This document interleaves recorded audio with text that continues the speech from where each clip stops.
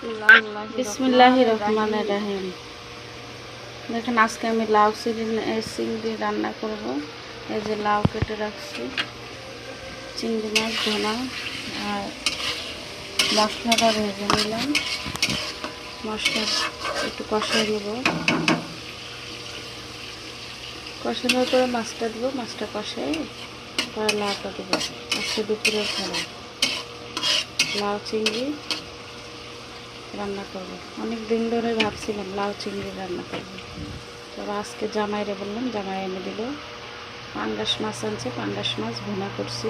এই যে ভাত রান্না করছি। আর এটা গতকালকে মুরগি ভাজি। আর এটা হলো ধনেপাতা দিয়ে, টমেটো দিয়ে, পেঁয়াজ দিয়ে, মশলা দিয়ে কষাইছি পাঙ্গাস মাছ রান্না। দুপুরের খাবার দুপুরে রাত্রে হয়ে যাবে ইনশাল্লাহ। ছোট্ট সংসার। এই রান্নাটা হয়ে গেলে শেষ। বিসমিল্লাহির রহমানির রহিম।